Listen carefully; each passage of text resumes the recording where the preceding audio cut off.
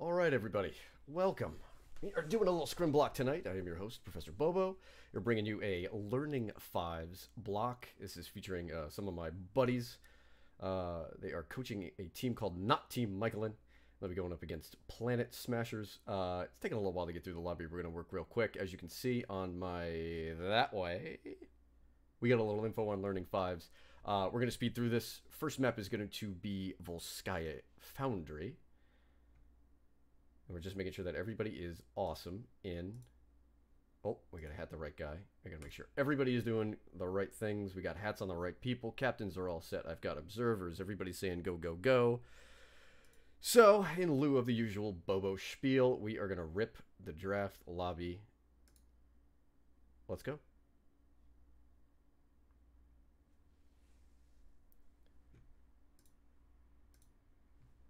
Okay.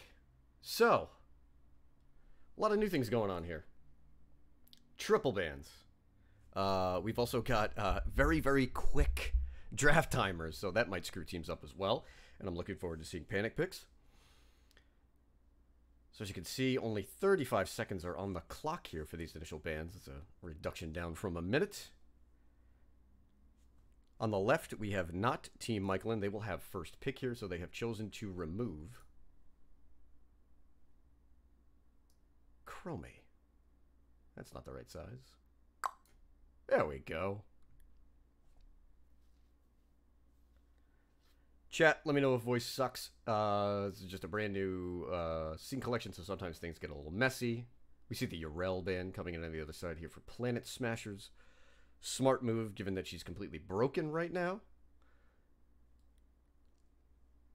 And her dominance in the solo lane is quite unmatched. And a very quick turnaround here. 10 seconds left on the second ban.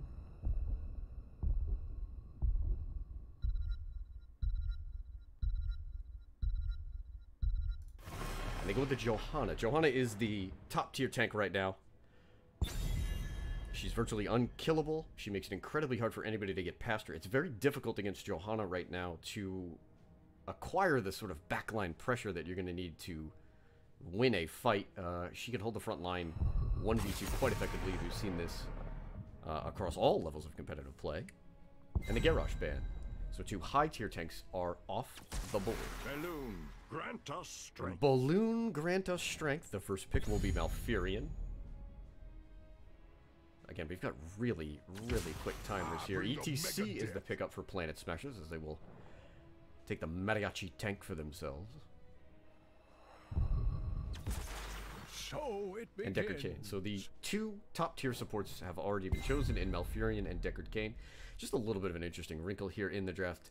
No Overwatch heroes were removed, so the Shamadas are both available, as is Tracer, who could be paired with the Malfurion, if not Team Michaelan so chooses.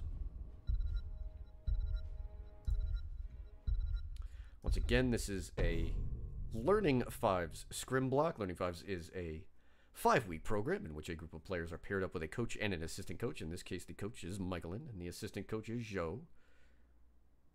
We've bodied some kids together in the video games, and they asked me to do this, and I was more than accommodating. A shout out to Learning 5's, which is a really cool program. I myself am not involved with it, but my co-host on the Nexus Now podcast, Ghost Dunk, is. And he's a smart cat. He'd never mislead me. Diablo and Tracer are picked up. So we saw the Malfurion, and the Tracer was not banned out. It just kind of makes sense. Here on Volskaya, there's a lot of room for Tracer to wind up picking up flanks. ETC is actually somewhat vulnerable to Tracer on his own, in comparison with many of the other high health pool tanks, or those with sort of saving plays, if you will. Blaze removal. So we're digging deep into the off-lane pool, and a hammer ban. And I like that deny there from not Team Michaelan. Hammer is the sort of newfound counter to both Tracer and Genji. It's quite amazing, folks. We have gone through months and months and months of people doing nothing but complaining about hyper-mobile heroes, and apparently the answer was the least mobile hero in the game. However, Sergeant Hammer has been removed. And Planet Smashers will answer with a Thrall Tassadar pickup. To me, that would signal the potential for a Hanzo or a Phoenix. And then Gul'dan and Sonya are picked up. A little bit of mariachi flavor here, time. The La Pacasonia. There's the Phoenix, okay. Shields on shields on shields. Good heals with Deckard Cain and ETC. We assume will go into Prog Rock. Every one of these heroes has self-sustain in different ways. Thrall, naturally, will be able to proc his Frostwolf trait. Tassadar, just being Tass, will be handing out free lifesteal on his shields. And Phoenix,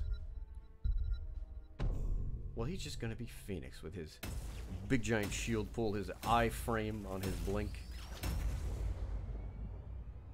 And we are headed here into game number 1. Shout out to chat. I want to thank you guys for the follows.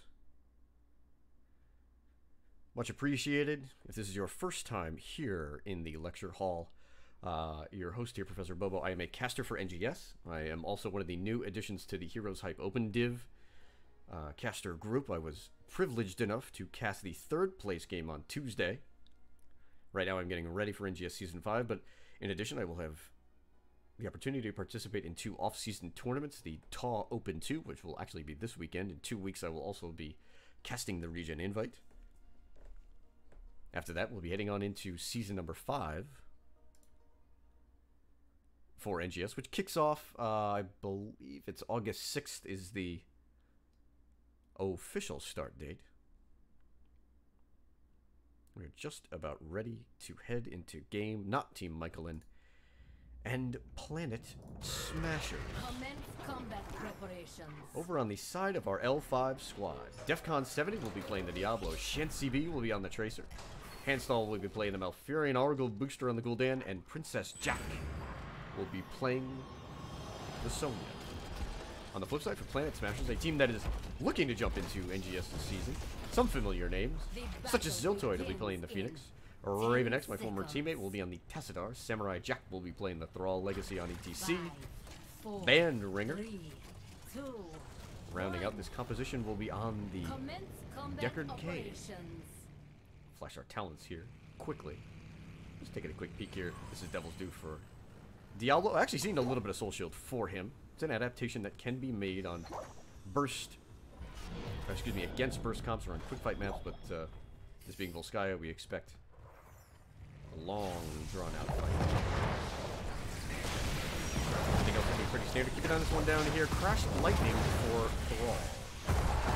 Always a neat pickup, a huge power spike for him. And the reason that we do see Crash Lightning is because down here in the bottom lane, we see Princess Jack and Ziltoid going at it, as Phoenix will be employed to battle with the Sonya.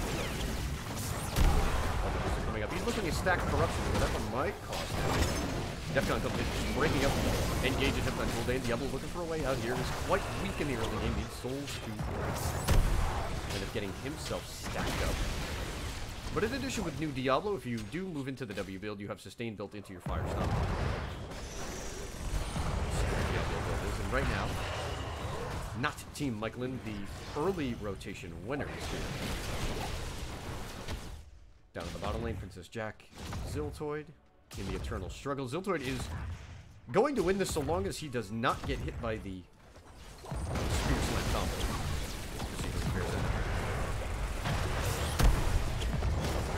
Right now, Planet Smashers comfortable leading in the mid lane, but it's going to cost Samurai Jack a bit of help. He actually hits the Froggy Wolf on Shansi being a good pickup there. Shansi not quite stacked up yet. He's about 2/3 of the way through the Pulse Bomb. When that Pulse Bomb comes through, the targets in the early game likely to be Thrall and probably Deckard Cain. We expect Tassadar, as long as the Venture is shift on cooldown, to be able to evade that very nicely. It'll be interesting to see if Argyle Booster on this Gul'dan, a character not high in the meta, but one that is certainly capable of doing good damage here. We'll see if he can set up easy kills for the Tracer to pick up. Right now, Princess Jack is going to pick up a fortification camp. The item pickup here on Volskaya is paramount. The team that brings more buttons to the objective has a big advantage in winning, and thus far, the first item has been picked up by not Team Michaelan. I like the rotations here. They're winning in the rotation game, as well as the items. They do lose a little bit of XP down here in the bottom. Jack will look to pick it up. This is a mid spawn for the Triglav Protector here. We'll see if these teams are looking to pick up an extra camp. Maybe they want to go for a support camp here as well. The Biotic Emitter is very strong on this map. Certainly worthy of a few points on the charge. If anyone's seems here on level 5. We'll flash our talents quickly. Everything looks pretty standard. Legacy will have to use the power slide to get back out. A quick flip by Defcon. Take control Nothing really doing there. the mech. We're going to spin with a whirlwind picked up there by Sonya. She was Hurricane? Yes, that is. That's an interesting pickup. Improved life tap. We've seen a little changes here on Gul'dan, but improved life tap, the sustained teamfight oriented build. Ziltoid is the first to arrive from the bot lane. He's been aggressive lane. I'm sure he hasn't been available and actually uses it quite early. So Shancy has a full bomb and the opportunity to use it. However, Legacy goes in with a power slide onto Handstall with Malfurion trying to escape out a big eruption comes through Gul'dan. Let's pick up a couple of stacks off of that one. But right now, not Team Michaelan in a worse position in terms of damage. However, they do have a pulse round available. They will use their taps, 26% on the channel here. Keep an eye here on Samurai Jack on this wall is the Frost was enough to potentially secure a kill and provide the start of this UCG. He's hit quite a few kills early on. There's a big power slider from Legacy. The follow-up is a little late. DCs will move on out of there. Fortification camp is coiling away. Ziltoid is the target of it right now. Handstall needs to get a heal onto Shancy, and then they need to look for the heal opportunity here. Ziltoid actually has to be pushed off. Doing good damage with the plasma cutter onto Gul'dan. These are low health bars from that team. Michaelan. Legacy smells it on the Shancy slides out. Defcon is stuck a little bit. The root comes out. Diablo is in big trouble here. The rest of Planet Smash is moving up. Defcon is low and gone. Looks like the first Triggerloff Protector will go over to the side of Planet Smashers.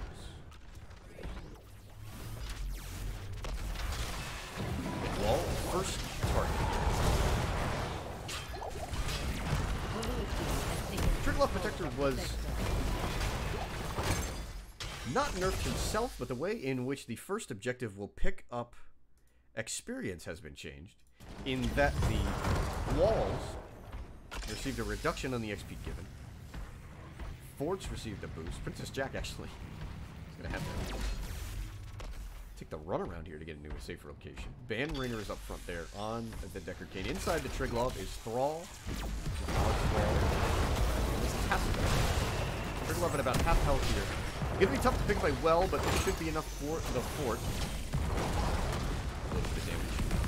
Launched over the wall there as well. Triglav will go down momentarily. We'll see if the engagement comes. Right now, Phoenix and Sonya are trading waves in mid-bot, just trying to get a little bit of double soak going on. It is a level lead here. Smashers. Only one kill on the board thus far. So that mid-wall is gone. Top wall is gone. Legacy looking for the power slide here. Would have put Shancy in a difficult position, and the Wyoming committer is going to be picked up here by Planet Smashers. Sevens are picked up. We have a little bit of a interesting build there from Diablo, as at level 4, going into Sacrificial Soul, followed by a Flame. Sacrificial Soul not picked up quite often, but stunning a hero. The Shadow Charge will pick up some. The root comes down. Hansel is going to go down to the power slide from Legacy. The second kill is picked up there, as well as the emitter. And the advantage goes over to Planet Smashers, as they are halfway from level 10. Princess Jack is looking to make a rotation here. They are leaving Phoenix in the bot lane here, so that's going to be lost XP. That will be a forfeiture of level 10. We'll see if Ziltoid wants to stick around to do some siege damage, or if there is an evade coming up. And Planet Smashers makes the wise move to go ahead and look to pick up a fortification camp. This will be a top spawn for the objective, by the way. However, all wells will be available. And with 10 picked up, Earthquake, Stay a While and Listen, Mosh Pit. We expect Purification Salvo to come in there from Phoenix, and an interesting pickup is the Force Wall for Tacita.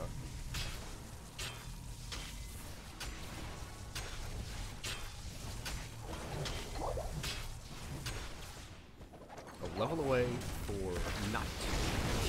Michaelan. Sonya will pick up a back here. They're just looking to pick up some safe soak here. They actually have Tracer in the bottom lane, which is a good rotation there just to try to catch up on the XP lead as now we see Planet Smashers posturing around mid. They still have their level 10s. They are closing on level 11. It looks like they're going to get this 4-3. A good aggressive play here. At the same time, however, just taking a peek up top, Princess Jack is trying to escort this camp up. If this takes a wall, it will be a nice bit of XP. However, here comes Planet Smashers. Jack is looking to try to get out here. This should be an easy pickup there. The wall comes out, as does the wolf. There's a root coming through Decker Cane. Sonya goes down. 3 kills to 0 right now.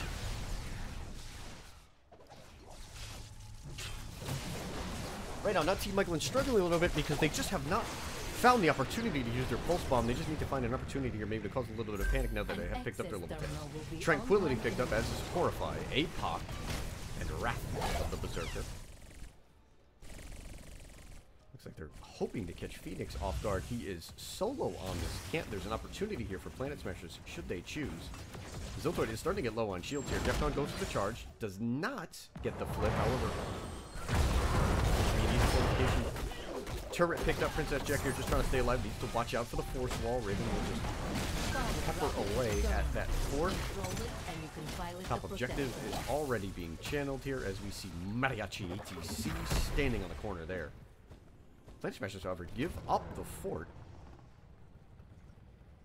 We'll see if that comes back to haunt them. They still, of course, do have it well behind. Now with both teams at level 11, they're level 12 actually picked up here by Planet Smashers. I certainly would like to see not Team Michaelan force the team fight. They will have to be careful of Legacy on that ATC, but they do have a number of opportunities to stop the channel between Diablo, Sonya, as well as the Horror. Now Princess Jack back a little bit, looking for a flank opportunity. Hits the spear onto Raven, and Tesla has to back up. The Earthquake comes up. Samurai Jack is in big pressure on amplification. Salvo comes up, will receive the bonus damage from Earthquake. Tracer goes down immediately. The Mosh Pit is going to catch all 4 remaining members. The follow-up from Stay a While and Listen. There goes Diablo.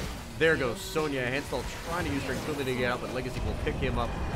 Horrify comes through. This is going to be an ace for Team Planet Smashers. They'll also pick up the Triglav Protector. And they will begin the march down top here. This is an experienced team in Planet Smashers. They will be new to NGS this season. Raven X has played many different levels for many different teams. Ziltoid is a veteran of NGS as well. I have not yet met the rest of this team, but I certainly look forward to it in the regular season once that picks up. 13's picked up here. We will flesh it out as well. Interesting build overall we're going to highlight it here. Chain Crash Lightning into Frostwolf pack. Into Follow Through, and then Brace of Air. Triglav Protector wailing away. We'll take top wall here. Planet Smashers think about making the aggressive play, maybe looking for a keep, but this Triglav Protector has taken a lot of damage. He's down to about 25% health and will have to back out.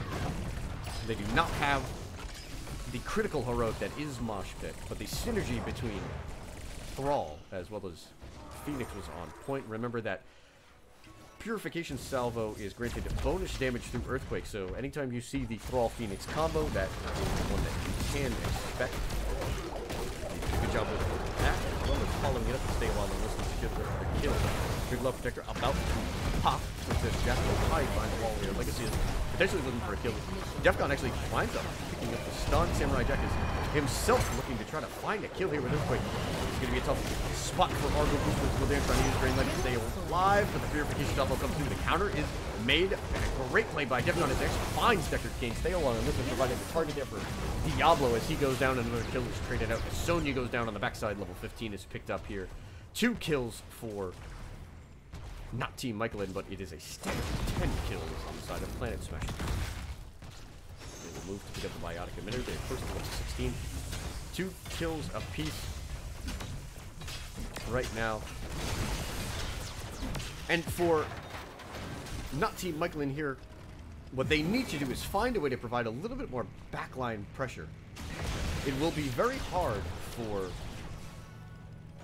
Planet Smashers to provide peel if Sonya can get a good amount of sustain here. We have a little pause in the action. Right now we do see 2 Biotic Emitters, one on Legacy on that ETC, one on the Tassadar played by Raven X. I don't believe anybody else has any items right now. Nope. Monitor issue. So we'll take a little bit of a pause here. So I want to shut off. So Handstall needs a little bit of a minute. Shout out to chat tonight. Just want to say, hey, thank you guys for joining us. Much appreciated.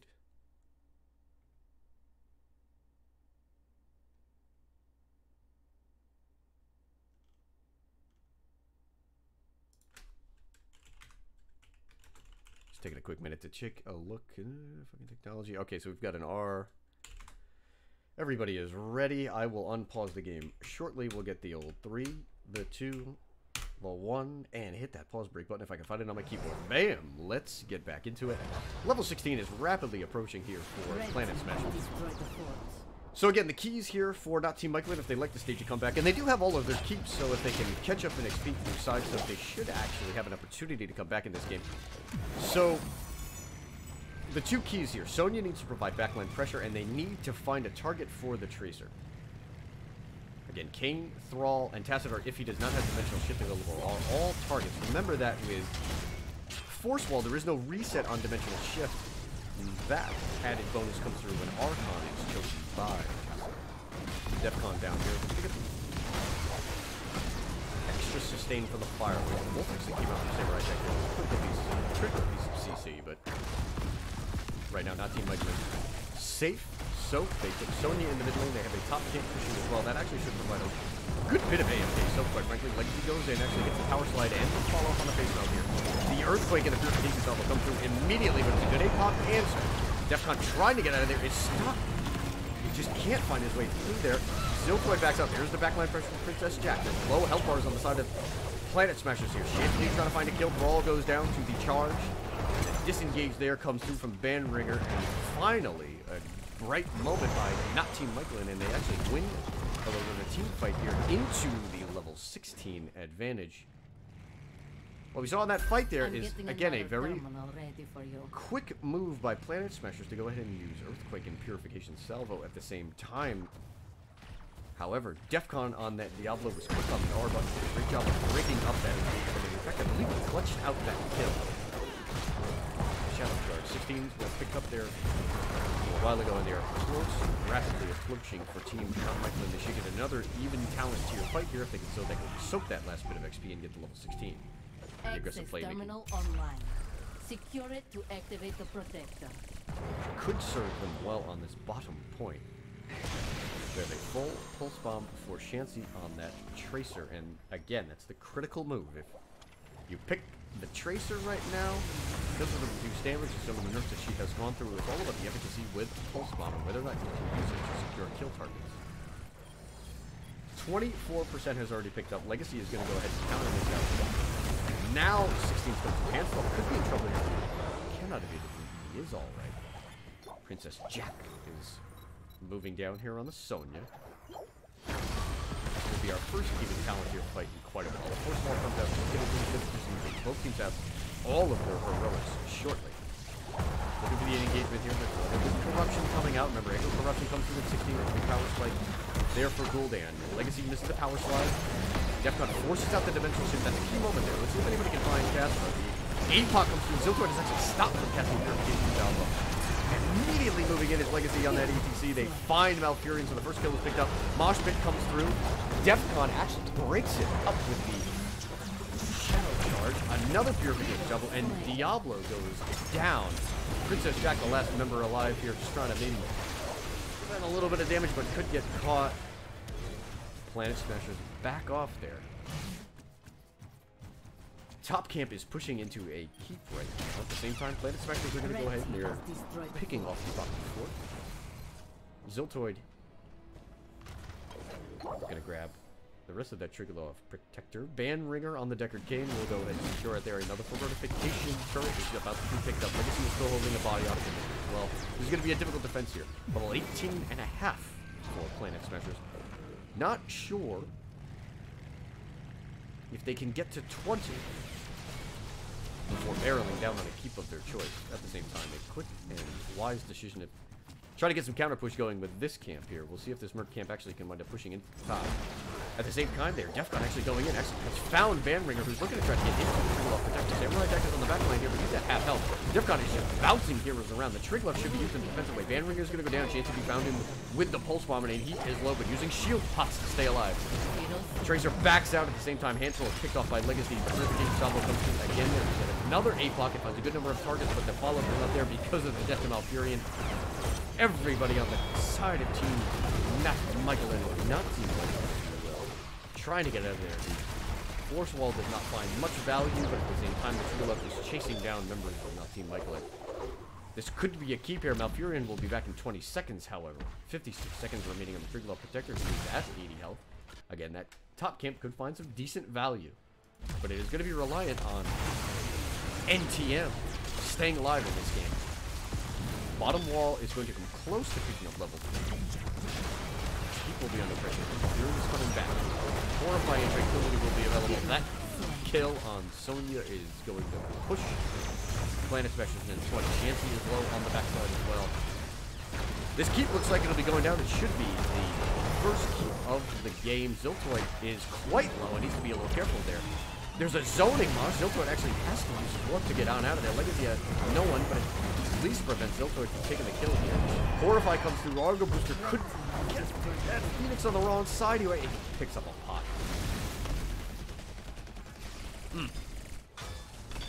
Almost turns on that kill there against the Cassadar.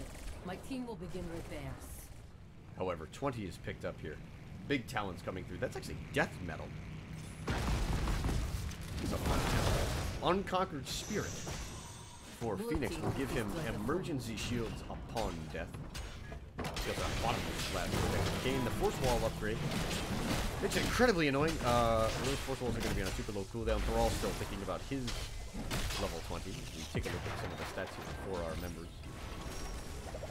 And another emitter is picked up. Legacy is still holding that side. He's had one for quite a while. Gul'dan is in bottom lane here. Trying to catch up on experience. 18 minutes in, 14 kills on the side of Planet Smashers, just 3 on the side of team.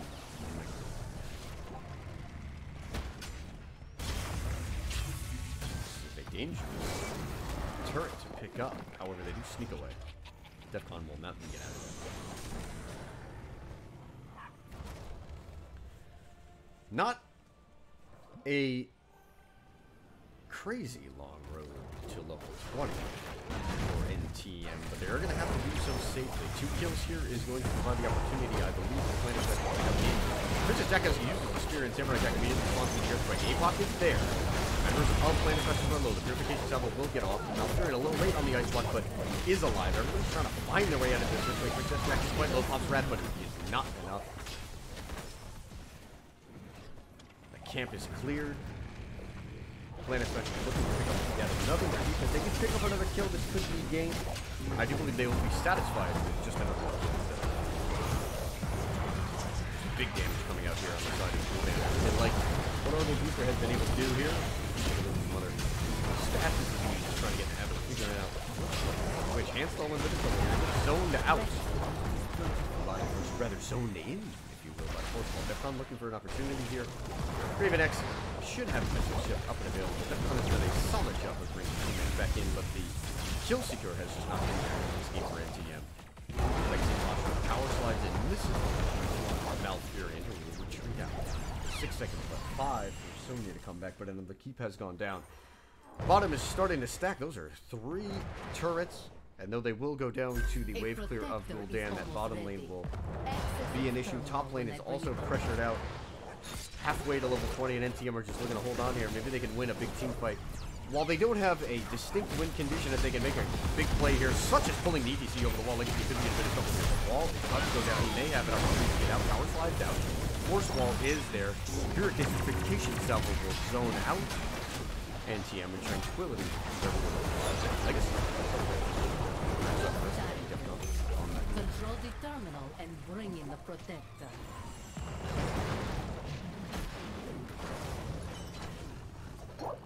So, we are at the point of the game where 20s will be unlocked for both teams. However, some heroics will take a little while to come off of the cooldown. Want to see NTM clear these lanes, and listen, they're just going to have to pick a fight and hope to win it. If Planet Smashers can win a team fight, it will certainly be game.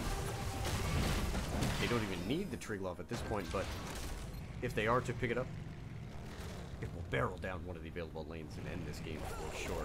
Both teams picking up the fortification turret right now. 15 kills for Planet Smashers have dominated this game, but they have not closed it out yet. See if NTM has an opportunity to come back. Legacy comes in, actually hits the mosh pit there. The Horrify will back him off, so those cooldowns have been traded.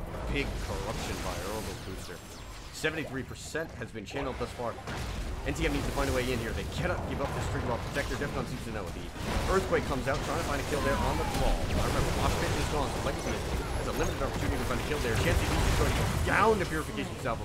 Stay a while and listen is Going to zone everyone out. Triglaw Protector is available. Princess Jack zoned out by the Force Wall. Legacy will confirm the kill. Diablo goes in. Actually has an opportunity to pick up a kill here. He should have enough souls, but the Unconquered Spirit on Ziltoid is enough. Malfurion goes down. That is 4 kills for Planet Smashers.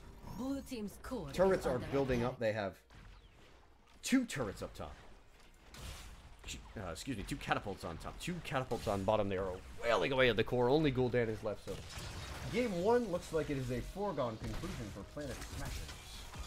They earned this. Good synergy on their heroics. They were very good at tearing up Earthquake with Purification Salvo. Excellent job by Bandringer there. You stay along and listen to either zone members out or get a big chunk of CC and provide the opportunity for his teammates to pick up more kills. So game 1 goes over to Planet Smashers.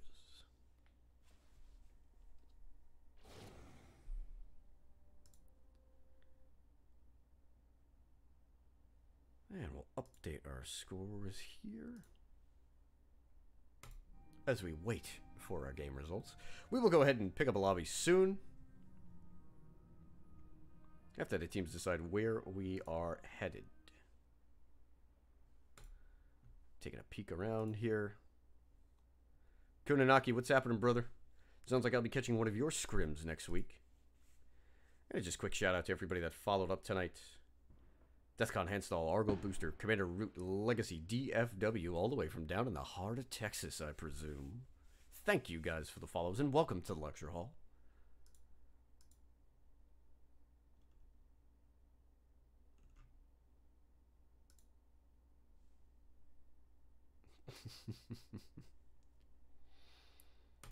All right, so we'll check in on the Bobo channel here. Where are we headed? For game number 2, I'll be queuing up lobbies for these teams. All right, once again, shout out to the Learning 5's program for providing these teams with coaching, instruction, and the opportunity to find these scrim blocks. We'll be headed to Cursed Hollow for game number 2. I love Cursed Hollow. Great map. A lot of different picks can come through here.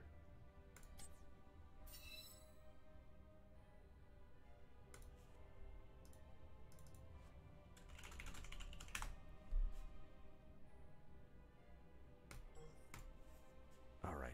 We'll go ahead and get a lobby going soon. I just want to make sure that I have it.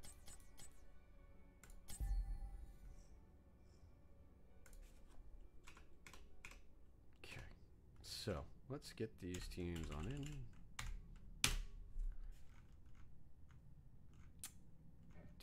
Get everybody on in here. I gotta find Ziltoid and Raven.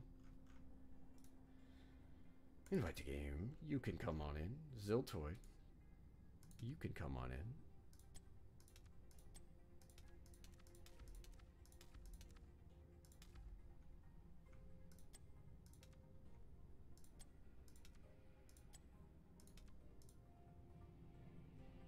All right. Teams are trickling in right now. Cursed Hollow, our second map. So, keys for game number 2 for NTM to come back. I want to see them find a way to get more backline pressure. I do think the other issue that they had in that game is they just looked a little tentative with their tracer. They had some struggles there trying to figure out what exactly was the target that they could find and kill. The first pulse bomb was held for quite a long time, and I do think that that was part of the issue. Let's get everybody moved on over. Should have everybody coming in soon. Teams are trickling in. Argo Booster, that's Legacy. Looks like I've got everybody. Cool. Thank you, everybody, for joining us tonight. Thank you for jumping in on scrims. See some familiar names with Ager Bombs. I see you out there, brother. What's happening? If you are just joining us, I am getting some practice casting, and these teams are getting some practice with the video games. We have not Team Michaelan, members of the Learning 5's program, and Planet Smashers, a team that will be new to NGS this season for season number 5. Always good to get practice. I haven't done much of anything, actually, since the end of season number 4. Was able to pick up one game, the third place game for the Open Division. And then again, this weekend, we'll be grabbing a little bit of action at the Taw Open. Another thank you. Princess Tiger Lily, thank you for following, and welcome to the lecture hall. Much appreciated. Guys, if you are new, this is your first time here, I am first, foremost, primarily, and right now kind of sort of only a HOTS caster. I cast for the Nexus Gaming series as well as Heroes Hype. Always looking to expand my repertoire. You may see me in the future in different endeavors as well. Always looking to reach out to whoever needs a little bit of help here. Maybe a little bit of caster action. Teams are trickling in again. We've got Ban, Ringer, Samurai, Jack, Legacy, and Ziltoid. Waiting for Raven, who is always late. I remember this from the time in which I was his captain. He'll come up with some excuse. And then I'll yell at him later. But he's not a bad guy. So we'll give him a little bit of slack tonight. So again, first map was Volskaya Foundry, taken by Planet Smashers. Second map will be Cursed Hollow. And Cursed Hollow was selected by NTM.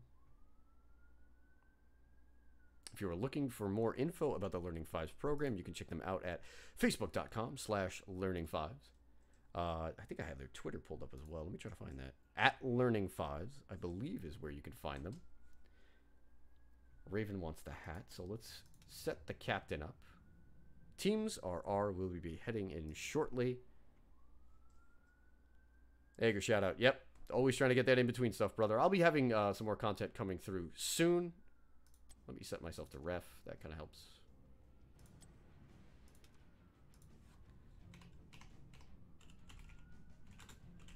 Because it's the off season, we're just answering a question here in chat. Alright, here we go. Added to the lobby. Just make sure everything's cool. I got DEFCON, I got that right. I got everything set up. No Match History Team 2. Everything's shining up. Peachy here. Cursed Hollow. Sounds like somebody called 911 in the background. I don't know if you guys can hear that. It's a hot night here in Connecticut. A little humid. But we are in draft. Let's shift that on over. All right.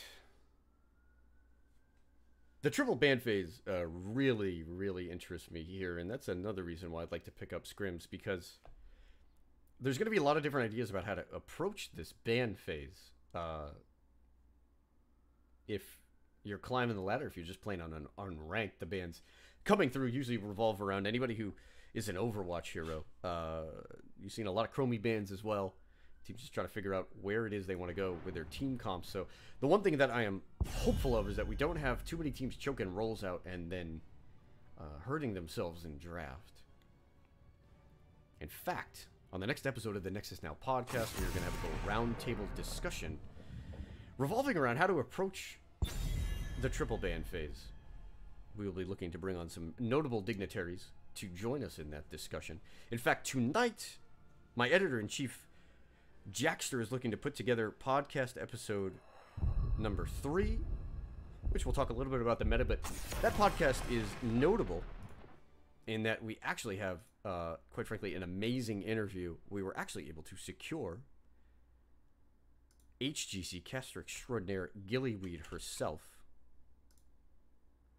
So right now we're going to put a shameless plug in the Twitch chat here.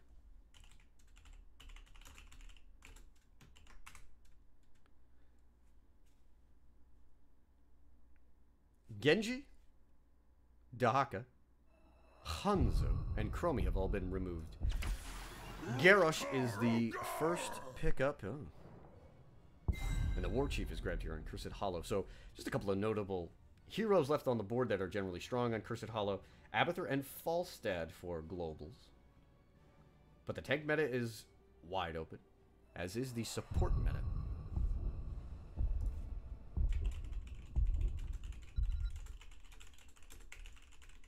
Ooh. Film full of daylight. We got a James Raynor. Raynor buffed quite nearly beyond busted. Jimmy went through one hell of a rework. Was on the PTR for a few weeks where everybody got to try him out. Let's fly. My Falstad and blades Sonya are yours. picked up. Raynor has an incredible damage output, changes in scaling. He was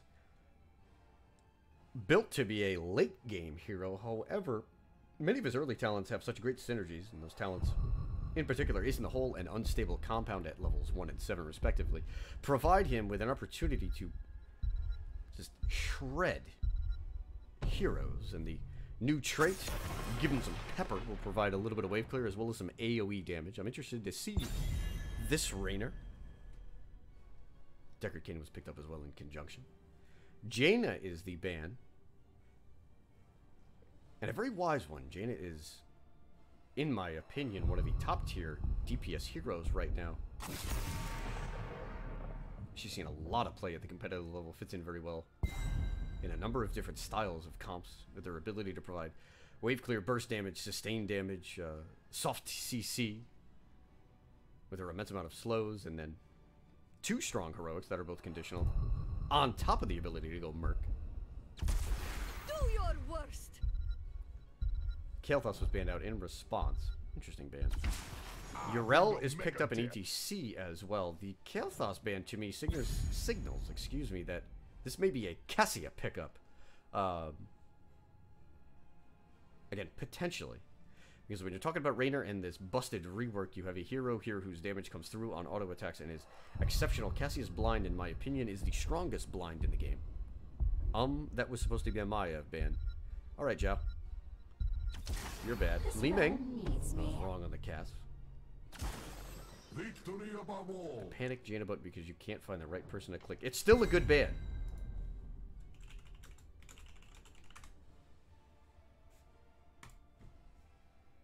I'm going to throw that out in chat just for the hell of it.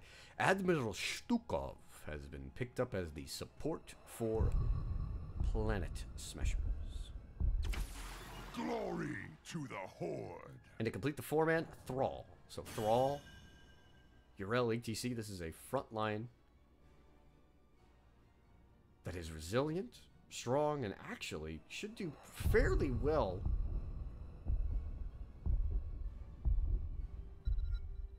into the DPS on the side of Planet Smashers, at least until we see the Falstad build come together. Teams are locked in. We're headed to Cursed Hollow for map number 2. Again, if you're just joining us, this is a Learning 5 Scrim block, as on the left side, Team Not Michaelan goes up against Planet Smashers on the right.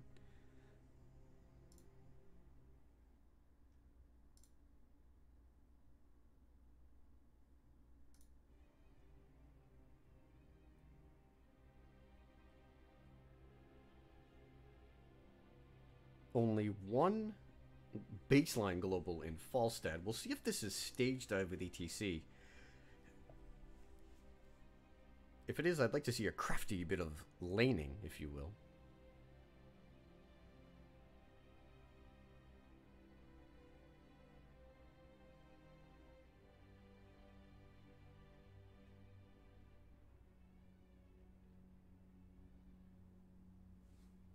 Urel is the strongest solo laner right now, but Sonya actually does fairly well in that Urel has quick CC, but does not do exceptionally well into Sonya because of the low cooldown on Whirlwind.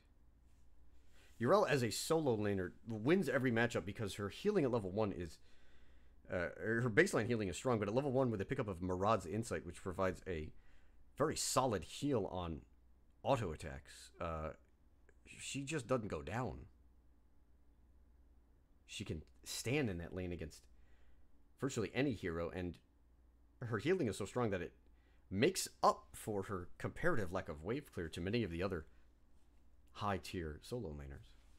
Alright. A little bit of a slow load. Looks like somebody's on that Kmart internet, which gives me a little bit of time to wet my whistle.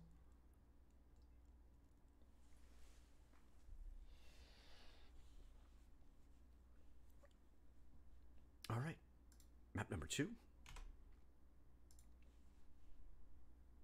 Quite nearly here.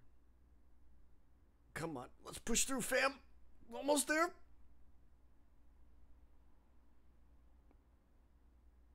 This could be somebody not connecting. That's a possibility. We'll certainly pause it and give time if time is required. Hopefully it ain't me.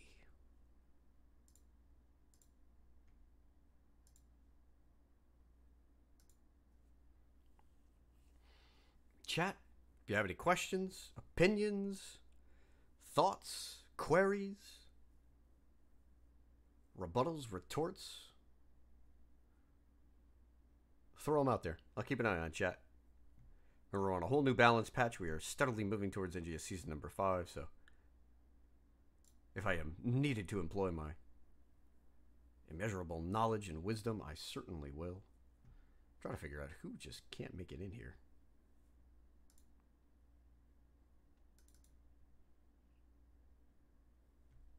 Ah, we do have a game. Fantastic. All right, so Band Ringer didn't quite make it in. We'll give him some time. Looks like he's rejoined.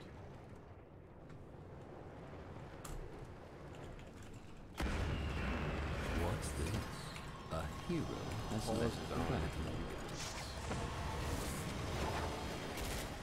Welcome back. All right, Argo Booster on the thrall. Princess Jack will be playing the URL, and great synergy of 10 seconds. We'll play DEFCON 70. We'll be taking the ETC back over, which was played last night by Planet Smashers. 4, Shanty V will be playing the Rainer, and Hansstall will be on the Deckard Cain. On the flip side, Ziltor will be playing the Falstead, Raven X on the Li Ming, Legacy on the Garrosh, Samurai Jack on Sonya, and Band Ringer will be playing Admiral Stukov.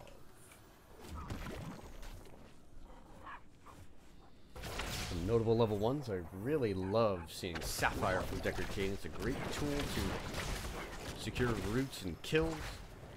Again, Rod's insight there for Rel. It's in the hole for Raynor as expected. Echo of the Elements for Thrall, however. We're going to look to come up with a little bit of I don't want to say unorthodox, but old school laning setup. A 3-1-1. And it's actually mirrored on the flip side as Planet Smash is looking to maybe find a pick on a sleeping Rel. So these teams are actually going to wind up trading 3-man lanes. We'll see if anybody wants to make a move. Falstead is up top, so just by virtue of having a ranged attack, he actually is going to be in a better position to defend. But an immediate 1-minute rotation here as James Raynor and Deckard Cain move for a camp. At the same time here, Raven X and the rest of his 3-man chipping away at that bottom wall. Their siege damage is not great. Solid, however. And Uro really can't do anything here against the 3-man. Garrosh and Deckard Cain have enough CC at level 1 to potentially find a pick on a Uro that's looking at 1v3. Auger Booster here hits the wolf. If he pushes too far, Legacy could find an opportunity to throw here. Band Ringer is there. Do we get the toss? No. So we're checking out exactly where he is. Argo Booster misses the wolf. Has to back off. Up in top lane here. We'll see if Jimmy and company can get a little bit of pressure going here as the Giants move up. Teams are even in terms of XP. So no early advantages, especially with no fortifications gone down. Ziltor has taken a little bit of poke here. Find some damage over the wall, but this is a really difficult spot. Hansstall has done a fantastic job of spreading his potions out. Here comes the rotation. Let's see how the comms are for not team Michaelan. Band Ringer and Legacy arriving. And the comms are good. The rest of not team Michaelan backs off. This is a top objective. So in the bottom lane there, Raven looks like he will beat Princess Jack at least to the initial mount. Sonya putting pressure on Argo Booster there on the Thrall. Let's see if he does pick up the tap. He does. Look to grab some extra mana. Both teams at level 5, even in XP. We'll flash our level 4 talents here. Really no surprises. Although they do see Legacy the Naru, if you will. And the interesting talent for Jimmy. Behemoth armor. Ooh. Topping off that maximum health for James. Wolf comes through there. There's the throw. His Argo Booster actually winds up on the wrong side there. He is immediately blitzed. Thrall goes down. At the same time, though, Princess Jack actually put a great Goomba stomp in. Uses the Righteous Hammer to knock some people back. But it is not enough to find a kill on either Legacy or Samurai Jack. Both teams exchanging poke here. Very nice play by Princess Jack. Thrall is taking a peek at him. He's heading towards the bot lane here. So the first tribute will go over to the side of Planet Smash. On the back of that Thrall kill. Good zoning. Lurking arm there by Banringer. There's really no way out for Thrall. If Garrosh does find a target to throw, I would like to see not Team Michaelan just commit to the team fight. Especially if it's someone like Thrall who really could use the shortcut onto the backline there. If they smell that opportunity perhaps to hard engage on a fight, they may be able to turn the next one. Chansey B peppering away on Jimmy. This is a defensive tribute spawn position for not Team Michaelan. In the bottom lane, we see Thrall and Falstad squaring off. No camps have been picked up here, so there will be no AFK push. The team should just kind of muscle up. Samurai Jackson knew where all the people was. Hits the spear down. Args is trying to get out of there. Actually hits the sustain on the light. Scurries away, but it's going to be a long road back for Thrall. Ziltoid is looking for the channel here. The silence pool is going to zone out hard. Does Ziltoid have enough channel? Yes. And the second one is picked up. Argleboost needs to get back out of there. He's only got 2/3 of health. Ziltoid smells the opportunity to provide a little bit more damage, but he is rooted away. And with that, level 7 picked up by both teams. Raven and Banringer on that bottom. Uriel, they're up top. Divine Steed picked up by Uriel.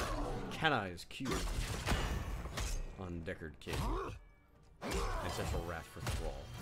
This is unstable combat. Silent counter. A quick minute increase the area of give him some pepper by 15%, and enemies hit by it are slowed by 10% for 3 seconds. So the synergy between Unstable Compound as well as Ace in the Hall provides Raider with a persistent slow to provide as much downtime as possible on Ace in the Hole, which again deals 30% more damage in all regards. The choice is simple.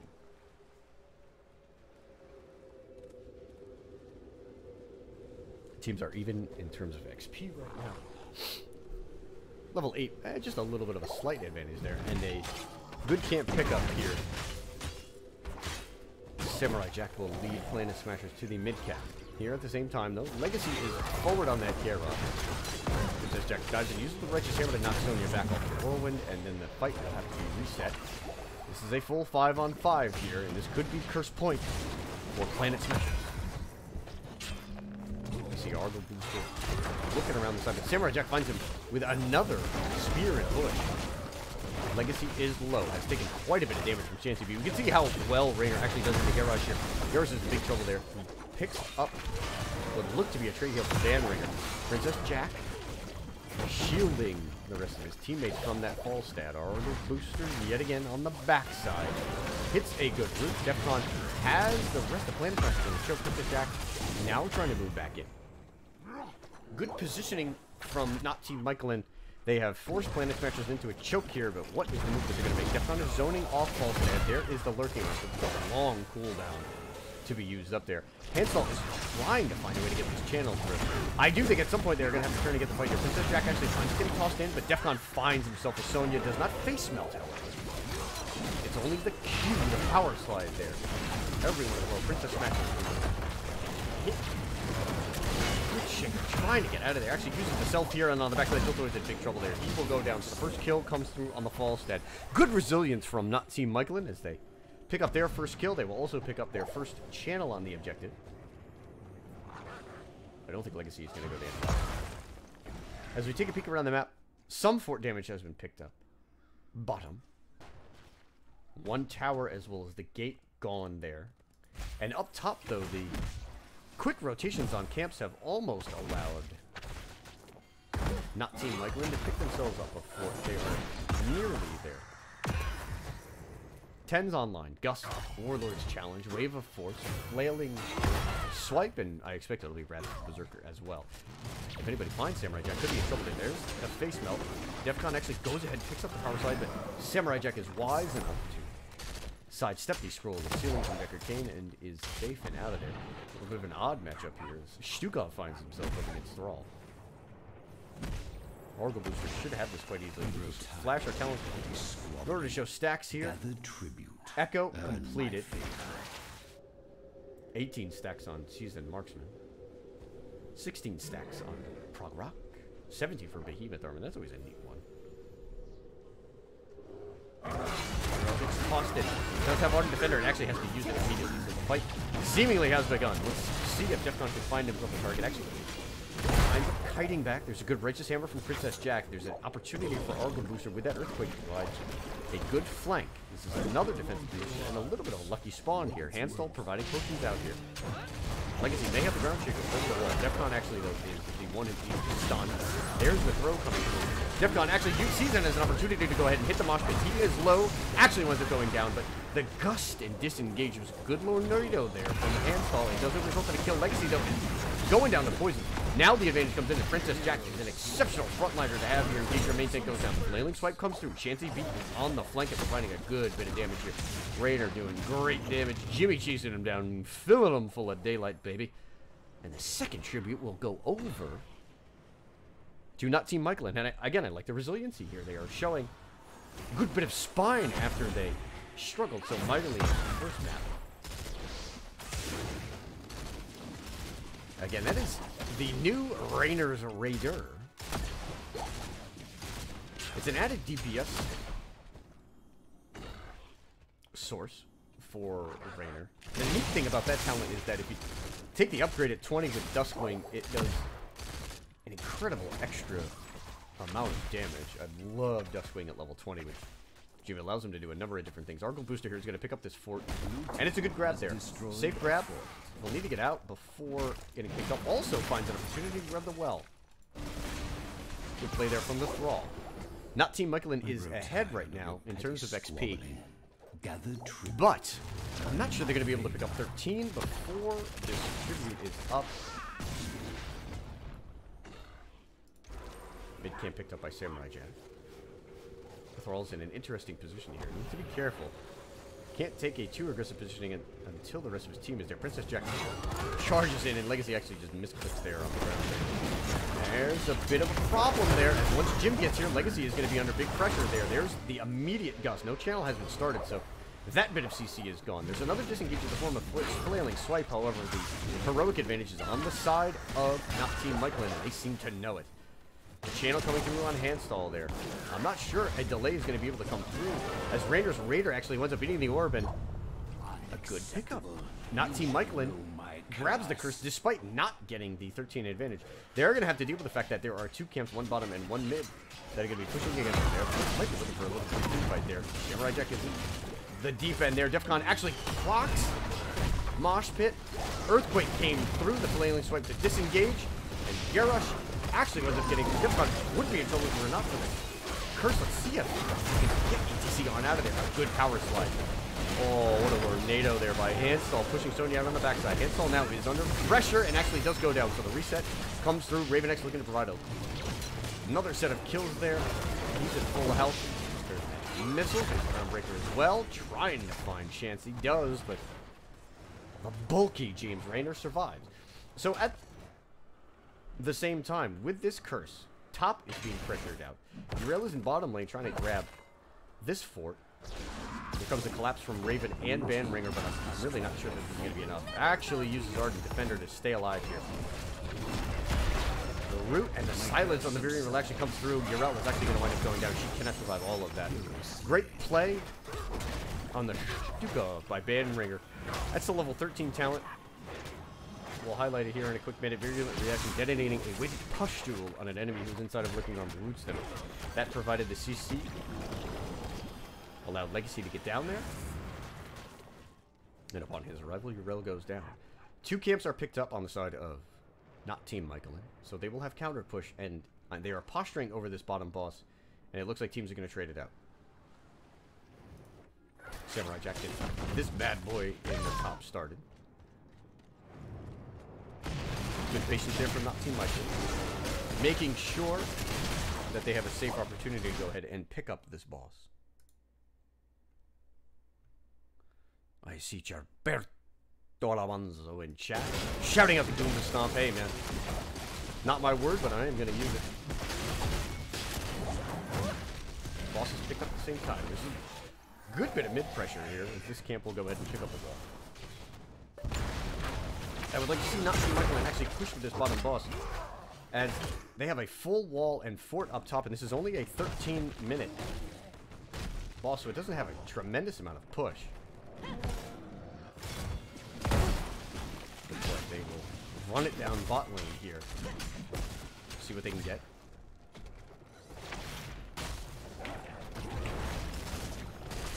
Flanked by Legacy. Definitely going to look for the throw over the wall. Samurai Jack is there as well. Let's see if they can work this the way that they want. There is the throw, but it only finds Urel, who actually winds up getting taunted because she's at full health and is going to be okay. Wrath is popped as well. This boss is at about 2/3 health. Ziltoid's on the backside. Here comes the Gust. He's going to be able to push everybody in. He actually uses the Q first. He thought he had the opportunity to go lead that fight off with Mighty Gust. He thought better of it.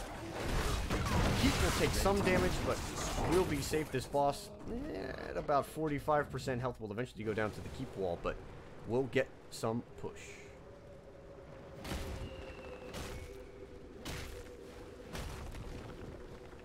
Charberto. You know it's Smitty. What's happening? It's just a good name, man. I get to say Charberto Ramananzo. Even though I'm not saying it right, it just sounds cool. Alright. The opportunity is here for Planet Smashers. They have 16s unlocked. There's the interrupt that they needed. If they can grab this team fight particularly before NTM grabs 16 of the great position there. There's the flank for all the Booker actually uses Earthquake. ETC is deleted underneath the root. Disengage coming through from Lornado, but Samurai Jack is trying to pick up the next set of kills. Pops Wrath late. And now the retreat is in full effect. And Legacy stopped this back there. Kane actually was going to get popped. Groundbreaker, he goes down. Princess Jack looks like she may be next, trying to heal herself up.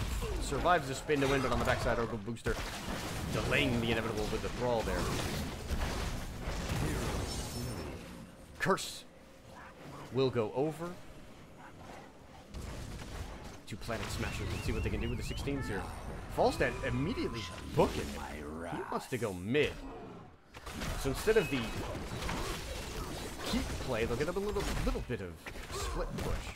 Keep an eye on this top wave. Red team has destroyed a fort. Top keep may go down if... I know I am wrong. Pardon me.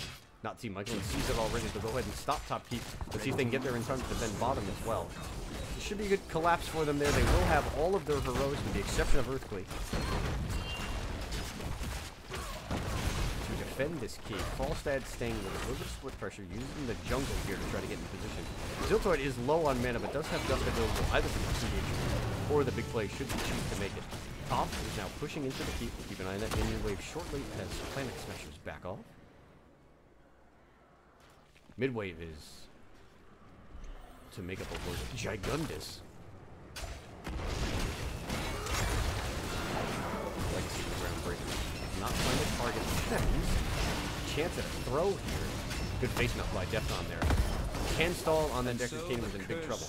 Top keep is nearly gone. Now you realize Defcon and Argle the first to get there. Are they going to be able to stop this? There's the power slide. There's the face melt, and it lives.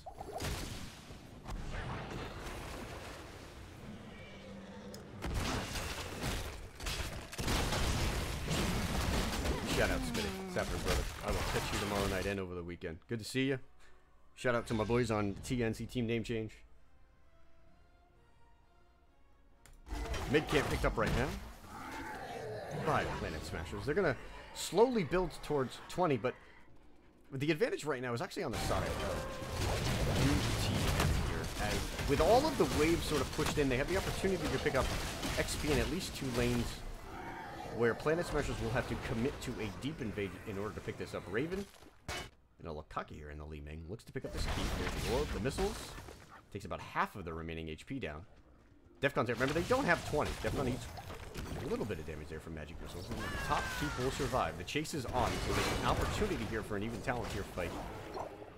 But Planet Smashers get away.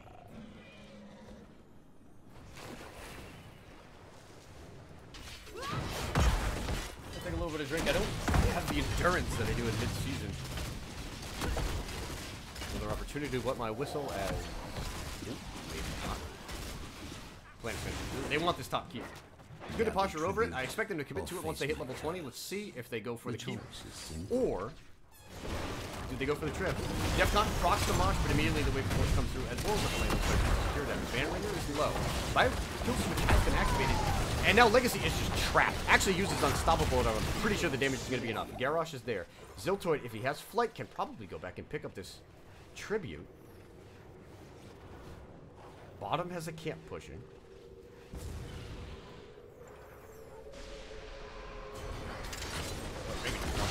You can see Li Ming in the top lane on the minimap there. Defcon, though, in trouble there. There's a long road to get out.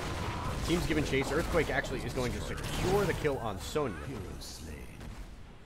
So top keep goes down. Bottom keep will be under pressure from these giants in, about a half a wave. Raven looking for an opportunity to get back. And this is a good opportunity here. Despite being down level 20. Not team Michaelan. Grabbing their enemy's ball. They're probably going to lose bottom keep for it. But if they can take this boss, turn it into a double boss play, get to 20, they may be in a position where they will find themselves with a win condition. And they've established their win condition at bot lane. Wow, Urel actually might make it back. What the hell were these giants doing? Boys, come on. Regis Hammer will knock him out of range. Top keep will survive. The 4 alive members of Planet Smashers will defend against top boss. Tribute is spawning. And now the decision making comes in. I'd like to see not Team Michaelan go ahead and pick up their own boss. It looks like that's where they're moving. You see Shancy, Defcon, and Hansol all there. We'll keep an eye on the 20 pickup from Rainer. We'll flash our talents here as they're coming through soon. Planet Smashers smell this, but Rainer's damage is so good. Especially on a single target that this boss is gone. Princess Jack needs to be careful there. Argo actually gets hit by the stuns. Raven, with the repulsion on the wave of force, actually for a hot second knocked everybody out of there. Boss is picked up. Remember, bottom keep still lives. Is it Duskwing? Please tell me it's Duskwing. Yeah, baby. Increases the damage, health, and leash range of Rainer's Raider by 100%. A little bit of bonus in that when it dies, you get a reset on Inspire. As well as Reynolds. So the heal can come through yet again. This bottom boss is decent. It's about a 20-minute boss. It's going to threaten this keep. Sonya has good anti-siege damage, but it's an auto boss. It's at half health. We're going to keep an eye on this here. Not Team Michaelan has done a great job of picking up camps at every opportunity, and they've all been timed very well with the objective. This boss is going to get this. It's going to be about 2 or 3 hits away. However, we're in a position where next team fight likely wins. This has got to be the 3rd time we've seen the same position. RNG, bless us. It has been on the side of not Team Michaelan. Good scout there from Legacy. Falstad on the flank here. Should queue into the bush. Look what actually went up walking in there. There's the backline pressure. Can't see he's going to be big trouble there. There's going to be a need for some big cooldowns. Armor Booster's actually on the backline, though. He starts this fight off with Earthquake. On the backside, Raven is looking to try to start the reset chain. Actually misses the orb. Defcon is pressuring here as Legacy actually has to back out. A great tornado yet again. Raven's on the backside. Can't get the resets. Li Ming is the first here to go down. It's a 3-man mosh pit. Falstad is next. Samurai Jack will go down. Sonya is killed. Oh, Defcon with a huge play. Legacy trying to get out of here. Princess Jack is on the chase. There's the Goomba. Stomp has the Righteous Hammer available. Bandringer is trying to find a way out of this. Rainer is just peppering Legacy full of holes. Orgo Booster is on the backside. Flailing Swipe is not going to save Stukov. But the clock is sounding. Not Team Michaelan has 40 seconds. About 30 seconds following that ace kill to go ahead and finish this game off. They're going to march down bottom lane. The choice is simple. All 5 members will commit. It's going to be interesting to see what we get on Falstad here for. He did not go into Wind Tunnel, so there is a lesser degree of control when he spawns and if he spawns in time. Duskwing, Rainer. Looks like he's just going to go ahead and finish this game off. 60% left on court. So after a difficult first game in which Planet Smashers pushed around not Team Michaelan, our boys from L5 actually go ahead and they pick themselves up a win, and a well-earned one at that, with a great bit of stall in the late game. They held on as long as possible in that one, and they pick up a win in game number 2.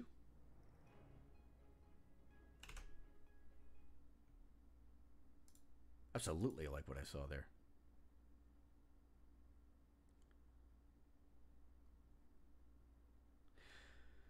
$10-7 in terms of kills, but comebacks. Comebacks abound. Take a quick peek at our talents. I'm going to queue up Raven, try to find out where last map is.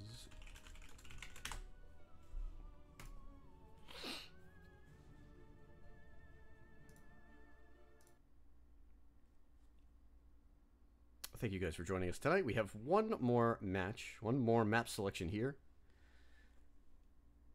for our scrim block between not Team Michaelan of the Learning 5's program and Planet Smashers, who will be joining the Nexus Gaming series for season number 5. As Raven signals, we'll be headed to Towers of Doom. Alrighty. Get ourselves set up. Where's Towers? There you are, you beautiful, beautiful map. I love this map. Comebacks are always a possibility. Let's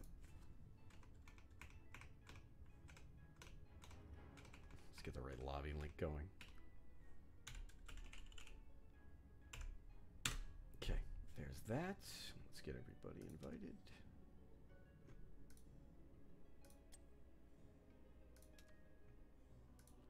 You go over there. You go over there. All right.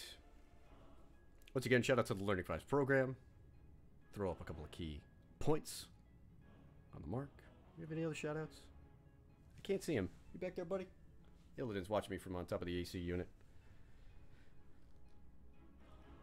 I was not quite prepared.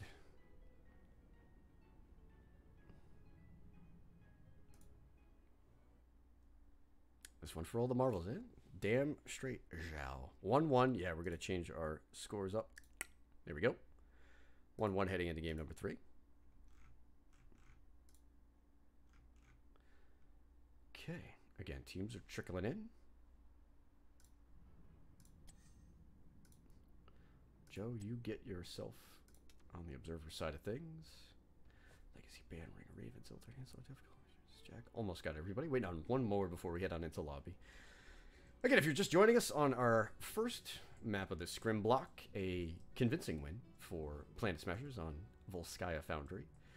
Yet in the second map, a great bit of late game team fighting on the side of not Team Michaelan as they claim the second map. So we're all even 1-1 here heading into Towers of Doom, our third map. Is everybody in here? We have... Okay, we got to swap.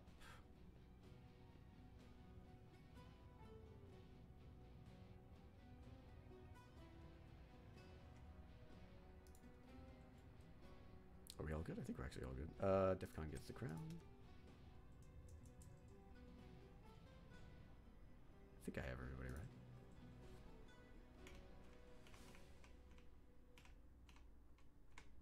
Okay. We get the R from Michaelan. Got Raven set up as a captain. Defcon set up as a captain. Everything looks good.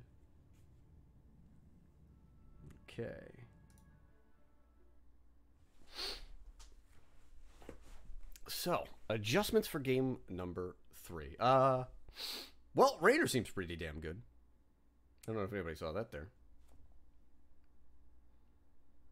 Not only does Rainer have just great survivability with some baseline changes, your trait now activatable to proc a 25% heal over 1 second, which you can talent into as well. His level 4 talent tier is all defensive talents. The 1 and 7 provide great damage, and we do expect a nerf, especially to 8s in the hole. It's too damn strong. Smitty, I'll catch you tomorrow night, brother. Okay. Checking to see if the smashers are ready.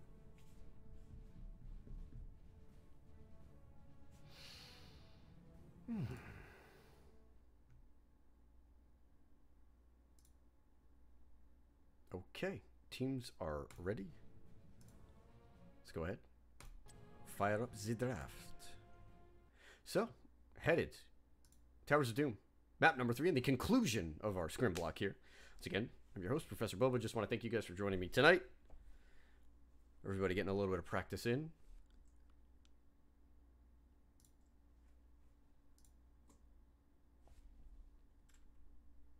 First pick goes over to the side of not Team Michaelan.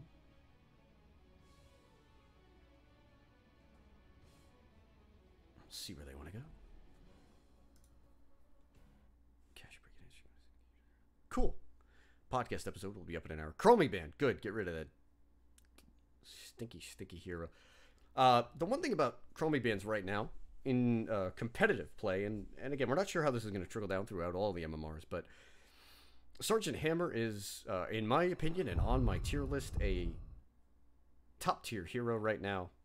She has very few counters, and Chromie is the most exceptional of them. Garrosh is banned out on the flip side, so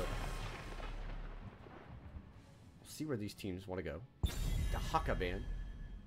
Top lane global removed. Perhaps signaling an intent to go with Yrel at the top of the draft if she is not banned out here. And Yrel would be a wise snap ban by Planet Smashers. Actually, get rid of the Genjo. First pick coming through here for not Team Michaelan. Anytime you're ready. They're going to take Jimmy yet again. Strong hero. Again, needs a nerf. Win rate is climbing towards 60% actually. And that's untenable. However, it's really cool to see a hero that has just been a joke get back into the game. Love to see it. Absolutely love to see it. Yrel and Jaina are picked up a very strong rotation up top in response to the Rainer here. Yrel, the A #1 solo laner, and Jaina, the A #1 mage. So this proud moment to appearance. Deckard Cain and ETC are picked up in response. So ETC has been a part of all of our maps here. Seen some good play. Quite a few solid mosh pits.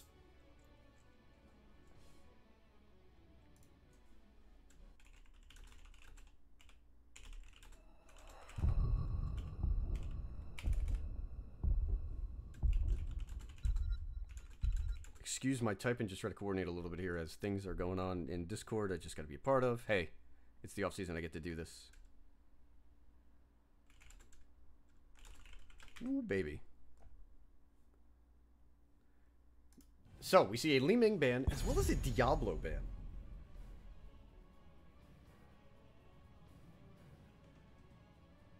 I'm not sure what the Diablo ban signals.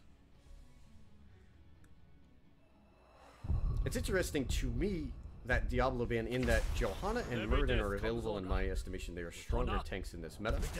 Balloon, grant us strength. Hanzo and Malfurion are picked up.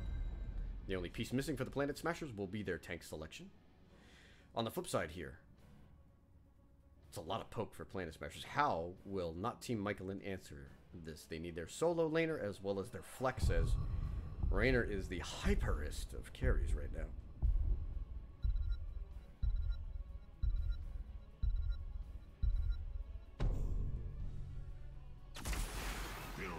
Sonya Greymane. Rise again.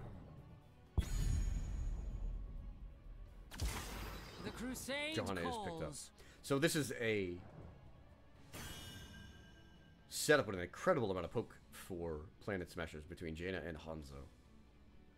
Yrel and Johanna to protect. It's hard enough to get past Johanna, let alone a Yrel just knocking fools left and right. The Sonya and Greymane pickups on the side of not Team Michaelan. So they will have a strong solo. They will have an incredible Merc presence to provide pressure all over the map. But the key to me will be Shancy B on that Rainer yet again. All right. Game number 3. Let's see how this one ends up as we are headed to Towers of Doom.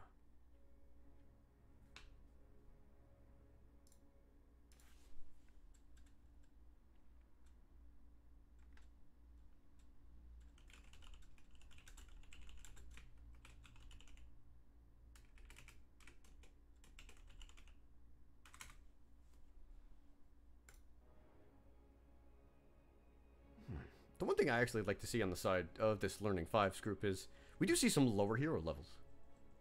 And I hope that they have enjoyed their time in the program here. Again, we've seen some very good things. I do personally know Michaelan and Joe. They are very, very smart players.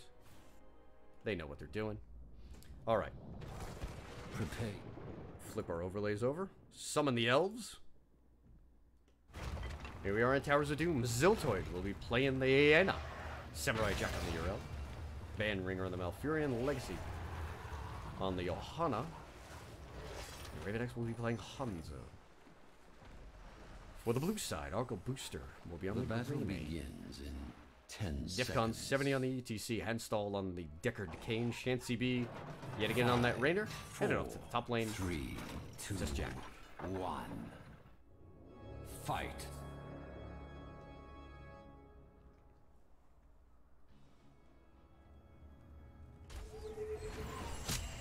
Looks like a W build for Hanzo, at least early on. Everything else looking pretty safe, pretty standard. Celestial alignment for a Malfurion. Interesting balance there. Trying to get a little bit more auto attack damage in there. Provide even more poke. A 4-man rotation thus far taking off as Planet Smashers seize the lead here in the early game. Not Team Michaelan will answer by leaving Raynor in mid.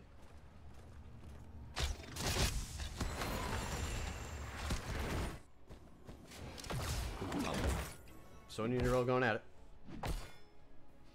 Again, the key in this matchup is for Sonya to avoid as much whirlwind interruption as possible. Princess Jack actually will back off there. Argo Booster started this camp. Johanna has already scouted up, but Defcon has put himself in between Greymane and the rest of Legacy's team. Team's trying to clear camps up here.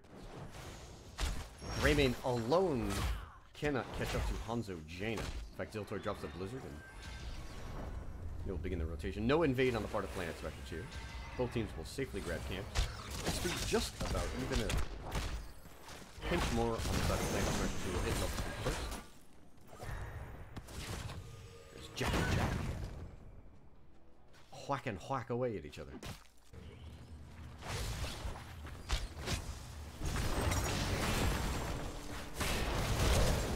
Them and Blizzard out already. Those are two big cooldowns. Raynor is still mid. This is a 3v4 in the bottom for not Team Michaelan, who will actually certainly concede their own camp. Not sure they can have enough to play for the second part of their space up in a big bit of trouble. Who comes through actually does connect onto Greymane. Low health bars. ETC actually walked back into the roots. Barely dipped a toe into it, and 2 Pumpkin Sappers will push through. Despite that, XP now shifting a little bit as Raynor has kept himself in the mid lane. Should be good for about a quarter of a level. We must capture them quickly. Now our first objective is Arco Booster is deep. Needs to watch out here. Dodges the root. Jaina now is on top of Greymane. It's going to require a good bit of CC, and Defcon comes through with the face melt. Well played by the tank player for not Team Michaelan.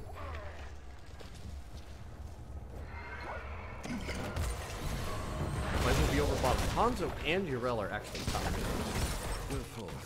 However, Hanzo is still capping a camp. Sonya will have a free grab, and this is now a 3v4 in the bottom. An Argo Booster providing support. Actually uses support forward to go ahead and go into. Van Ringer is under big trouble here as Greymane is trying to find himself killed. Needs about one more auto attack. Actually gets it in Worgen form, and will now look to collapse onto Johanna. There's Iron Skin. Defcon waits. Iron Skin just long enough. Good hold there by Defcon. I like, again, his ETC play has looked very good in these 2 games. A commendable job, and with the kill on Malfurion, and that is first blood as well. Not Team Michaelan seizes the core defense lead. They will concede some of the XP as Raven X on that Hanzo actually wound up grabbing a camp in the top lane and an extra wave in mid.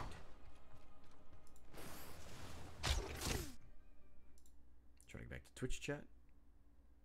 Guys, what's happening? As always, if you have any questions about talents, builds, heroes, fire away. I will do the best that I can to help you out here in chat.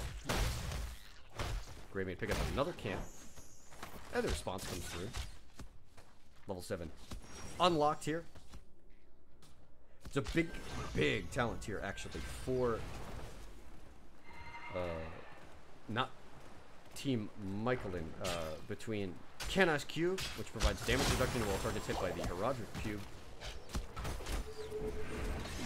as well as Unstable Compound, really bringing Raynor online in terms of consistent damage through the proc. A good talent here and an opportunity, perhaps, for not Team Michaelan. But Raynor staying mid lane. He just wants to play the safe soak game.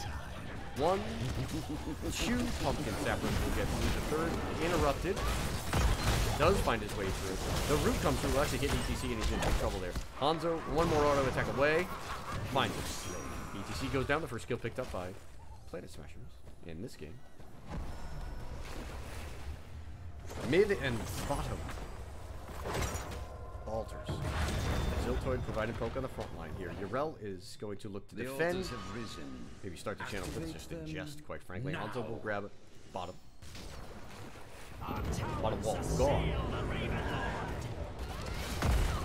See if this team fight comes through here. Princess Jack is on the backside in the middle of quite a few members. Uses spin, but gets caught by the root, and there is the Goomba stomp. Samurai Jack confirms the kill on Song. Planet Specials will now seize control of the core damage. 32-28. They have a 1 altar advantage. Posturing over bottom here. 5 members in bot as Raymond and Raynor are actually split soaking. They can see this on the minimap, so they know that they could go for the bottom bell tower. And they do. Legacy moves in on the Johanna. Samurai Jack there to zone away as well. Righteous Hammer will provide a little bit of extra CC. Defcon using the power slide to go ahead and get safe. Goes back in, jogs around the room. And this belt tower is not hot yet, so there's an opportunity here for a re-engage. Chansey B is here. Can Raynor go ahead and provide a little bit of damage? Peppering away. Samurai Jack on the backside, remember, does not have his heroic. It's going to be a difficult spot for Yrel. Will need to try to get the jump out. Everybody safe. Greymane stayed in top lane, grabbed the camp. We'll wind up picking up 1, if not 2 towers. I don't think the wave has quite enough there. Raynor will pepper away at this bell tower. Oftentimes teams get caught on Towers of Doom if their comp does not have enough single target damage or structures. It can be difficult to grab a bell tower back, and that will provide an opportunity for your enemies to just choke the life out of you through macro. Legacy is here. Raider comes out. Jaeger Booster may be able to grab this. In fact, does. Legacy thought better. Princess Jack is on the backside. Misses the spear. Everybody's toasting. Everybody's cheering. Be swift. Go for the throat. Raider. Another Lornado game. Rather than Ripper and Mosh Pit on the flip side. It's actually sacred ground for Yrel. Samurai Jack looking to get the channel. ETC comes through with the face melt. There's the sacred ground prot. Immediate. Oh, good Mosh Pit. Actually winds up catching both Malfurion as well as Yrel. Johanna goes down. Twilight Dream was thrown out by Banringer, who eventually goes down to the Greymane. There goes Go for the throat. Raven X is on the backside trying to provide a little bit of damage. Samurai Jack is just holding this front line. Has received very little in the way of damage, but is now in trouble. Janet zones away with a blizzard. 2 kills were picked up, however, and not Team Michaelan will grab this bottom bell tower. The altar is ours. Fire The Pumpkin Sappers actually split. Raynor will finish off that bottom tower as well. And that is quite even right now. Good dive in by Argo Booster using Go for the throats to get the first kill on Johanna. Malfurion was next to go. 3 kills to 2. And a very even matchup right now.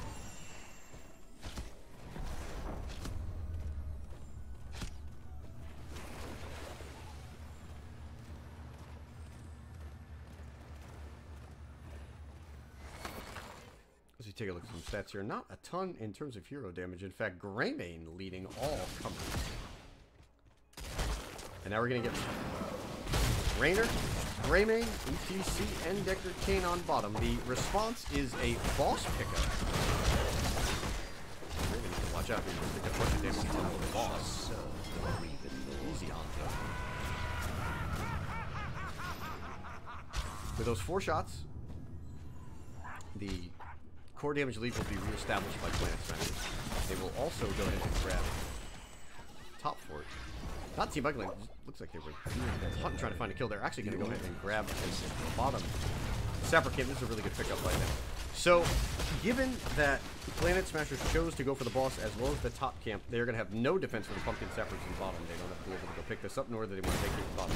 This is a big problem here. However, since Princess Jack is in big trouble, the Righteous Hammer actually may have moved Sonya out of range. No, does wind up going down. The range from Hanzo is key there. And now it's 4v5. Dragon's Arrow was used, so it's only Twilight Dream and Ring. Pepper, Defcon trying to avoid it. Does. I do think they're going to have to give this up. They will get 3 shots to the boss. Ring Boss comes through, actually connects on 2 BTC, and Decker Kane are in there. Their immediate counter with Mosh Pit, as well as the Lornado keeps everybody alive. 25-21 again. Goblin Sappers were picked up, but this is going to be double altar here. So at the end of this objective phase, it'll be 25 to 18. Activate the towers. Not Team Michaelan goes ahead and they will grab their own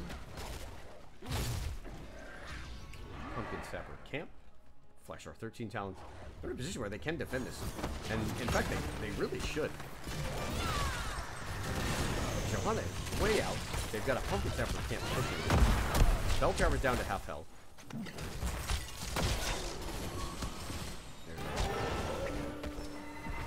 Trusty Rainer's Raider coming back. We'll hold our 13 talents for a second as momentarily Planet Smasher will pick them up. Sonya double soaking a little bit. Has been bouncing mid and top. 3 Pumpkin Sappers moving up. They should go down. Again, this is a 4v5. Not Team Michaelan doesn't have too much to prove here. I do believe that they are looking at holding this bottom bell tower as long as they can. And it does provide them with the opportunity for Sonya to double soak. Good macro here. Planet Smasher's finding it difficult to go ahead and enforce this bell tower to be sieged and return back to their position.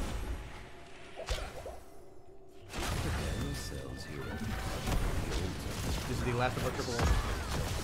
How will these teams play this out? Mid tunnel is also proc. Offering a shortcut from Arca on the back. Defcon actually finds Hanzo. Raven actually immediately goes down. That's a great commit there. Oh, and the counter comes through. Twilight Dream. Urel actually does wind up going down. Sacred Ground, not quite enough. Argo Booster will be traded out there, but that's a 2-for-1 thus far. Defcon trying to find his way back out of there. Sonya is up in the top lane and is immediately going to go ahead and have an opportunity to grab. Wow, 2 bell towers. This is 5-3. Planet Smashers are a little bit in disarray because they have not been able to secure this bell tower back. ETC is in there, is going to find 1 kill. The Iron Skin was procced, but Johanna will go down as soon as her shield is down. Ban Ringer needs to get the heck back on out of there. This is going to be a triple altar phase. And another bit of strong team fighting from not Team Michaelan. It's going to give them massive swing and core shots. Because this bottom bell tower was not reclaimed, each of those counted for 5 shots. That situation, that objective phase started off with a 25-18 deficit for NTM, and they turn it now where it is 18-10. They have another bottom camp pushing in. Johanna and Jaina are not alive. 3 more Pumpkin Sappers available to be pushed in here. Van Ringer actually winds up using the root, and oh, Defcon with a great play. Goes into the moat momentarily, finds a kill on Malfurion. Hanzo in big trouble too. There's Jimmy filling him full of daylight. 2 Pumpkin Sappers have been converted. The 3rd one trying to find his way through. He actually winds up going down, but 2 more kills are picked up. 18-8 in terms of core shots. Great play by Defcon. He's been good on the CTC when he has had possession of him. The other big factor here, again, Sonya was allowed to just double soak. The XP lead is huge right now. It's 16-14. And a whole bunch of percent-based damage. Executioner on Greymane. Rampage on Sonya. And now the fort defense comes through. Once more, Pumpkin Sappers pushing bottom lane as well. Joe, thank you for the Twitch Prime sub. Much appreciated. I prefer Twitch Prime subs, guys. Don't give me too much money. It might go to my head. Three Pumpkin Sappers pushing through. Urel and Sonya are on their way. This is a single altar spawn. All heroics are up and available. Legacy is indeed. Has not been forced to use Iron Skin yet. There it is. Handful trying to zone away with the Scroll of Sealing as Johanna retreats out. Urel on the backside. Defcon in this choke point. Choices here. Good spear from Princess Jack to prevent that already. Hanzo goes down. The root comes through on Deckard Cain, so he's going to need to get on out of there. But Chansey summons him out on the Rainer. Urel is on the backside. Samurai Jack under pressure from Margot Booster. Remember, this is a sacred ground. Urel does not have that extra bit of sustain. She goes down. 3 shots remain. Oh, 2 kills. Not Team Michaelan are looking for a boss play. They're looking to end this game right now. This is incredible. Turnaround from this game was 25 to 18. Not Team Michaelan picks up bottom bell tower and just shoves it. Pumpkin Sappers were there. They wind up going on a 25-0 streak. And a little bit of mosh pit and celebration. And our young upstarts from the Learning 5 program pick themselves up a set victory.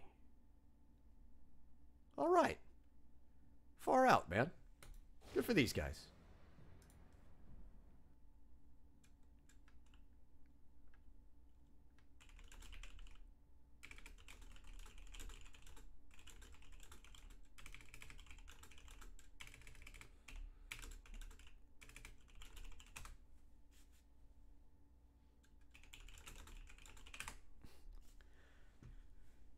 All right. I want to give a special shout out to Defcon 70 on that ETC. He was exceptional in that game. And Argo Booster on the Greymane, 6-1.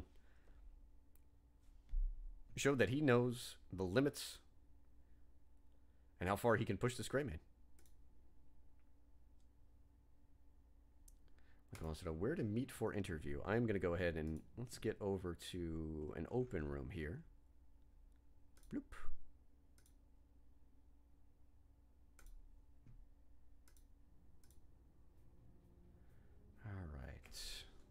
Let's get that.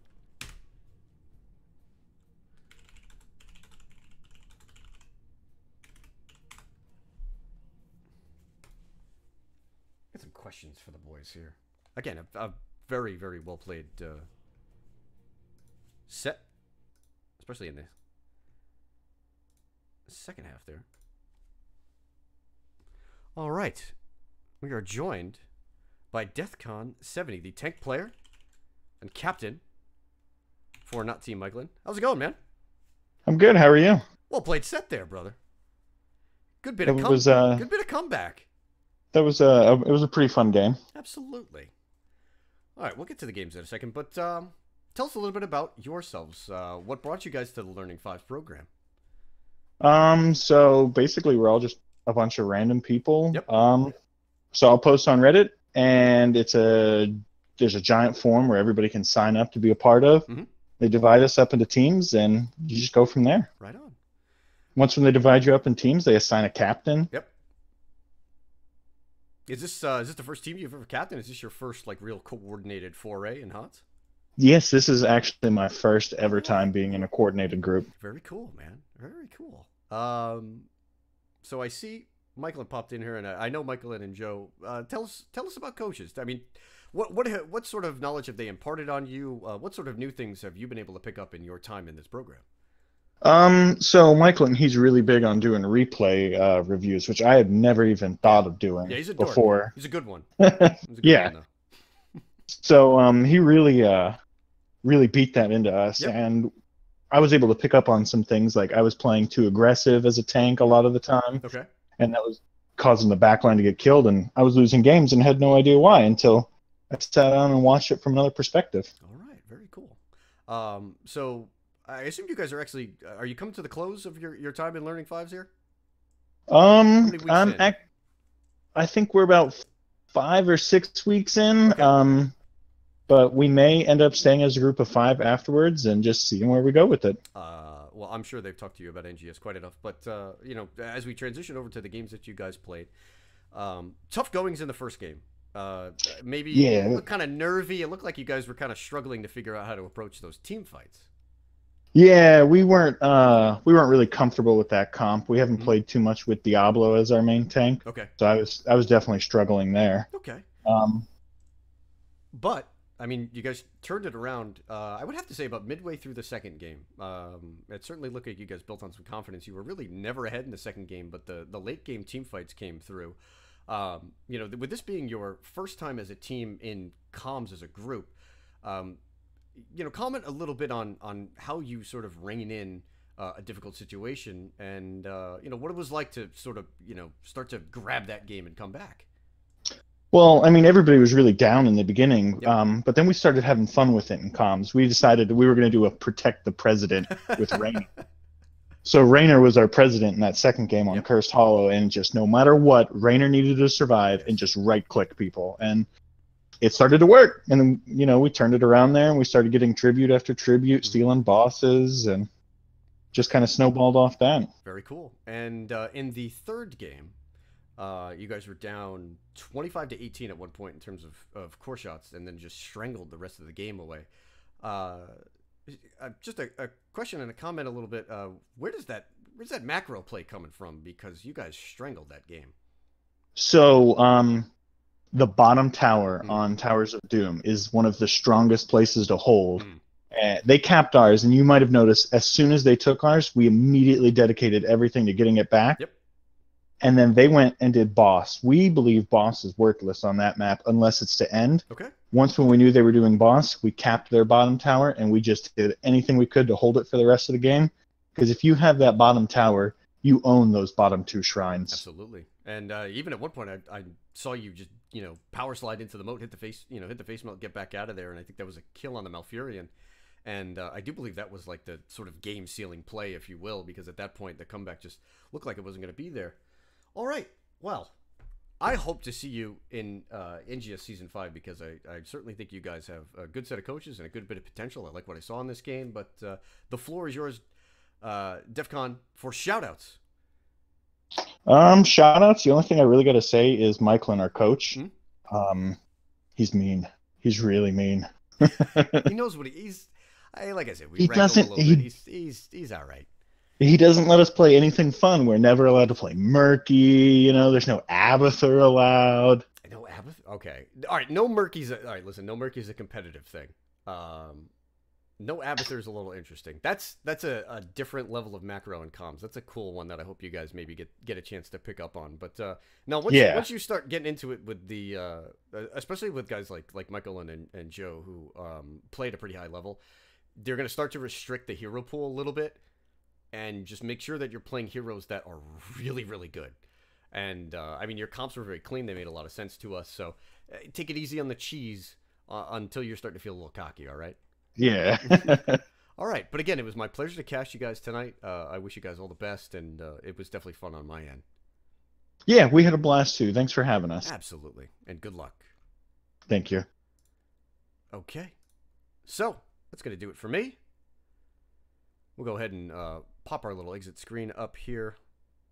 I want to thank everybody for joining me here in the lecture hall. It was absolutely my pleasure to cast this set. Shout out to you, Vincent Vladimir. Now this guy knows his stuff. I mean, I am a president. On Saturday, let's see. I'm reading chat a little bit. What we're playing is it? Joe, buddy. I'm the head caster for the TAW tournament.